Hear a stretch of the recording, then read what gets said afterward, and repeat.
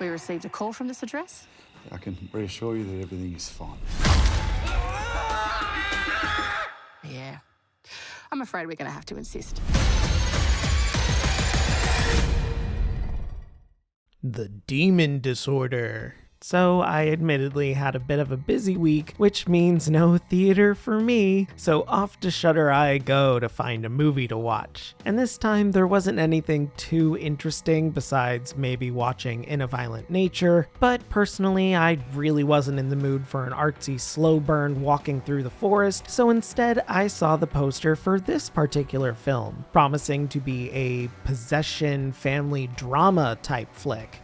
Okay, interesting. I recognized one of the bigger name actors in this as well, so I've turned it on thinking, what the hell, maybe I'd find a hidden gem here. Especially since it was advertised as being directed by Steve Boyle, who is an acclaimed practical effects and makeup practitioner that's worked on a little bit of everything, including the second Star Wars trilogy. So that's cool and promises some hopefully really neat, unique practical effects in this, and possible makeup designs, and that's some of the big parts of possession films, so sure, why not? Maybe Boyle would turn out a banger with this one. Unfortunately, it seems he should probably stick to VFX work because those were the only good things this movie had going for it. It ended up being a film with some truly phenomenal practical effects and gore, although minimal, but it was hindered by confusing character decisions, a lack of an overall explanation, some dull dialogue,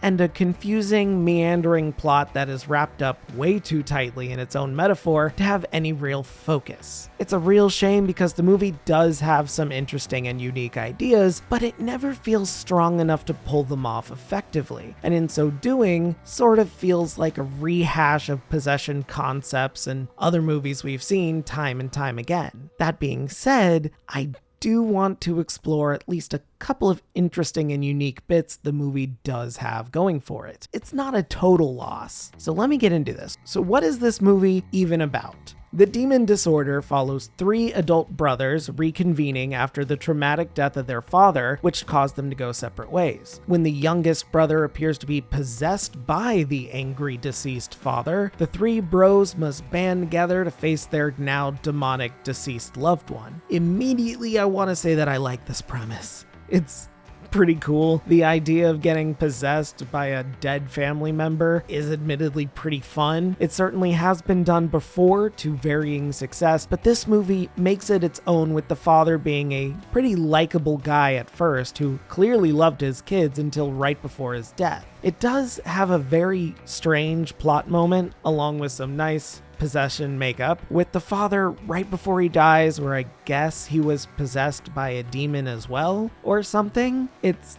never really explained. He just kind of gets really aggressive and gets weird black makeup on. I don't get it. Something about him being possessed and not really their father anymore and needing to be chained up, which, like I said, it's very obvious and heavy-handed in the idea of using this possession as a stand-in for some form of Alzheimer's or dementia. In that way, the movie is similar to other films like The Taking of Deborah Logan, or even to When Evil Lurks, the best horror movie from last year, with the possessions being treated like a disease, albeit one that can spread, which Alzheimer's can't do like that. So yeah, the movie's not very consistent with its theming. The timeline is very odd as well. There are flashbacks throughout the film showing how loving and kind the father was when the brothers were younger, maybe preteens or very young teenagers, but then you'll have flashbacks to right before his death when the brothers are all adults, and it's bizarre. They don't look like they aged a day. I find it confusing because the brothers are meant to have split right after the father's passing, but it doesn't feel like any real amount of time has passed. Like, the death could have happened a year before the events of the movie, or 5, and that feels odd to me.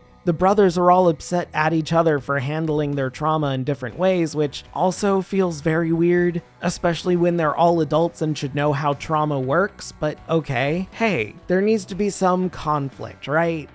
Also, the demon dad thing, just in general, has such bizarre powers that are never explained and don't really make a lot of sense. It kind of works like Evil Dead in the way where if a person is bit or cut or something, the possession can get inside and some practical effects monster can grow and burst out, but it would also be their dad, even if there's multiple versions of him from different people. I don't get it, and I don't think this movie does either. They very quickly just go, oh, it's our dad, blah, blah, blah, blah. It doesn't make sense. The characters will also make weird decisions too, like they'll chain up one of the possessed dudes but then give the chain so much slack and back off that it's just bizarre. The guy doesn't just stand up and work the chains off himself. There's a lot of moments like that don't make sense, and character decisions that are all over the place. At one point, the cops are called to do nothing but pad the runtime and potentially get a kill count started.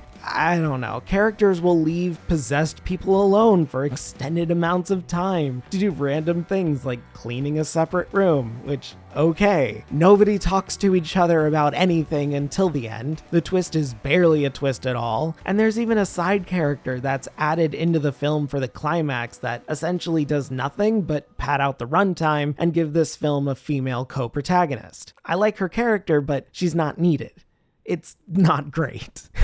The acting is fine, I guess. The main focus is on Christian Willis as Graham, and he's just okay. There's nothing really stand out about his performance besides looking vulnerable and being traumatized. Dirk Hunter has a frankly bizarre performance as older brother Jake. He's supposed to be like a dangerous drunk, I think, from his introduction, but he never does anything besides being slightly antagonistic and whiny and walking around with beers, which, okay, whatever. He doesn't come off as dangerous at all, which is not how the other characters are acting around him. It's very strange. Charles Cottier is the third son, Philip, that is the first possessed, and he does a pretty decent job doing the possession bit, but I feel like he needed to have just some more fun with it. He just grits his teeth and growls a lot. There's no fun expressions or dialogue, so it never really gets across that he's actually possessed by their father. Speaking of, the father is played by John Noble, who's the one I recognized, who's been in a ton of things from Fringe to Lord of the Rings, so he's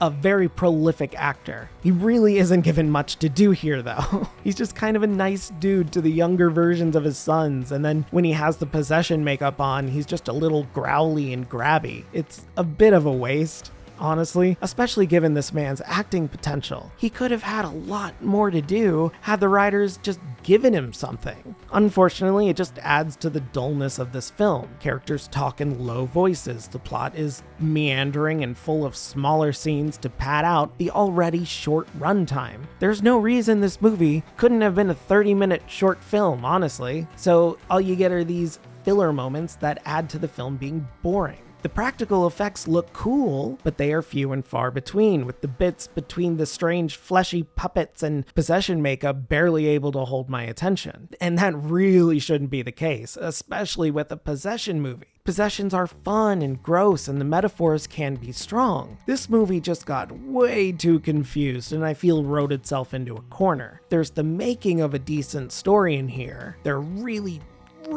is, but the film just got too caught up with stiff acting and strange ideas that caused it to lose focus and ended up wandering away from any real cohesion. And that results in an admittedly messy, boring film that doesn't say anything of note despite desperately wanting to. The effects are the only real saving grace. There's not even some cool cinematography moments. The effects look really cool and messy, especially the one on-screen death that I remember seeing. The film really needed to lean more into that, but instead it's focused on everything else. So, if I were to make the movie better, I would need to rewrite the entire thing. I like the idea of three brothers fighting a possession caused by their dad, but the mechanics need to be explained. The characters need better dialogue and reasoning for their actions. The timeline also needs to be firmly established, and there should probably be a background. Like, I have no idea what happened to these brothers' mother at all. I assume that she's just not in the picture, but it's never brought up. There's no flashbacks of her. There's no pictures of her. Everything is focused on the dad, and he just goes from being very nice and loving to suddenly possessed out of nowhere. We don't get any gradual inclination into possession. It's weird. There's a lot to fix here, all right? Otherwise, unless you're a fan of some neat practical effects and meaty puppets, there really isn't anything in this for you. It's dull, contrived, and done 100 times better in plenty of other movies. It's not bad per se, but it's boring, slow, and ultimately forgettable. So if you're interested, it's on Shudder, but I'd say that this is definitely a movie that you can skip and not miss out on anything. So ultimately, The Demon Disorder gets a 4 out of 10 from me. Hey guys, thanks for sticking around for another one. This one was difficult, trying to think up what to do, and I almost scrapped this review entirely because I just didn't know what else to say. It's a boring, contrived film that doesn't know what to do. It had an idea, but it just couldn't follow through. And I feel like if maybe another person had some fresh eyes and understood the story, maybe they could have turned out something a bit more interesting and more fun, because there's definitely the building blocks for something here, but that's just not what we get. I didn't expect it to be like When Evil Lurks, with it being not very brutal. This is from Australia, so I don't know. I haven't seen a lot of Australian possession movies. I'm sure there's a few, but I don't know. I think Steve Boyle has a decent directing style. He definitely needs to be able to spread his wings a bit more and do some more practice. I'm curious what else he could do. As far as I can tell, this is one of his directorial debuts, and I don't think it was very strong, so I don't know if he'll get another one. But I think this was another low-budget kind of family-grown horror. I'm not sure. There's honestly not a lot of information on this movie, so weird. I don't know. What did you guys think? Did you like this movie? How would you fix it? How would you change it?